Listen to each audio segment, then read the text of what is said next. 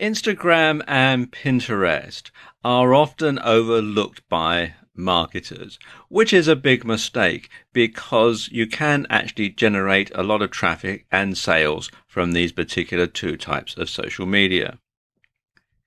Now, for the uninitiated, I better explain that Instagram and Pinterest are picture-based media.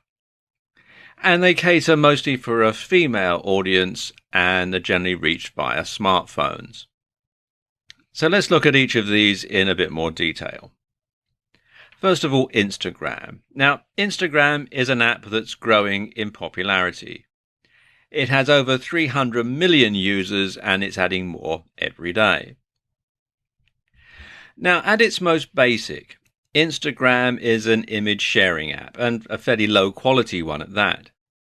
But that's not to say it can't form a key part of your social media strategy.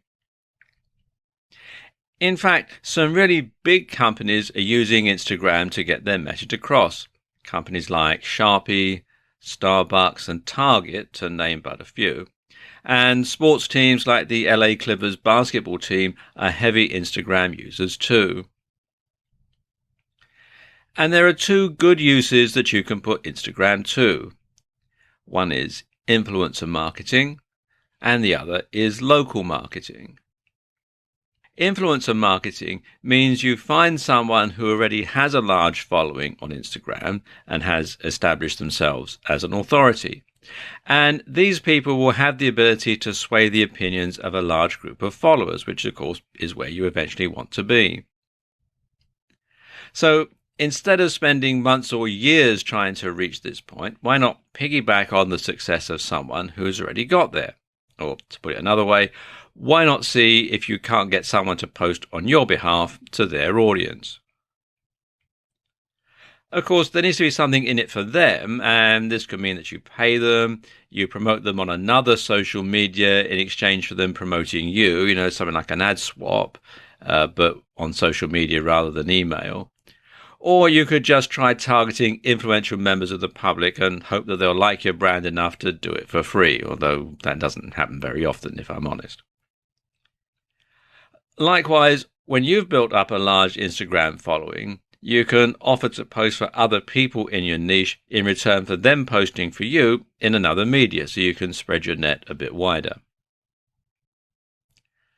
Instagram is also great for local audiences. And this is because the pictures have an optional location tag, which you can use to help users geolocate your bricks and mortar store. And this can be very useful for drumming up business. So say, for example, you have a hairdresser's or a salon. You could ask your clients if you could take a photo of them with their new hairdo and post that on Instagram, and ask them to do the same if they have an Instagram account. So you're going to spread the word out to all their friends and followers. Now, Instagram is a perfect match for Twitter, as the two sites use the same type of hashtag, and it's easy to link an Instagram photo into a tweet. Then let's talk about Pinterest, because Pinterest is slightly different. It's still based around pictures, but they use it in slightly different ways. Essentially, Pinterest works by creating mood boards, and a mood board is essentially a collage made up of images and other materials that you've either created yourself or you've found on the web. For example, one of the most popular types of boards that users will create are wedding boards. And when an engaged couple begin planning their wedding, they'll often start by creating a Pinterest board and then looking for inspiration. They'll look at boards created by other users and search for ideas for wedding dresses, wedding locations, table decorations, wedding cakes, suits, etc. Or they may create separate boards for each of those things. And there are many ways that Pinterest gets used by marketers. For example, you could showcase a new web design or app UI. You could have ideas for interior design. You can put together inspirational images to get people to keep fit if you're in the fitness niche. You could have things like moves or goal physiques, etc. You can keep customers updated with your brand in a more visual way. You could perhaps, if you have a clothing site, you could have fashion and outfit ideas. If you're a tattoo artist, you could showcase tattoo ideas and much more.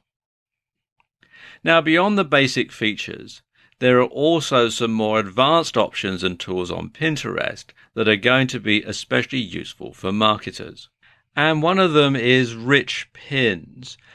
Now, rich pins, as it says here on the page, are pins that include extra information right on the pin itself. And there are 6 types of rich pins. There's app, movie, recipe, article, product, and place. And if you come here to this page, business.pinterest.com/en/rich-pins, you can see it explains all about them, and you can click the links to get more information in detail on all of them. Finally, Pinterest also provides a large amount of analytics data. Now, to get this, you'll need to convert your personal account to a business account, and at the same time, you'll need to verify your account. From there, you'll be able to see what pins are getting pinned from your website or your blog. This in turn lets you see which content is really performing well and engaging your audience. And there are other advantages of making this switch too. Can you promote your blog or business with a personal account? Well, of course you can, to an extent, but there are some considerable advantages of making the switch. To start with, Pinterest actually requires you to make your Pinterest account a business one if you intend on using it for profit. A brand new feature of Pinterest is Pinterest Ads. And as the name would suggest, it enables you to actually buy advertising on the Pinterest platform. And this is brand new, so not very many marketers are using it at the moment. And you can find out more at ads.pinterest.com. So there you go, just some ways that you can use Instagram and Pinterest in your marketing mix.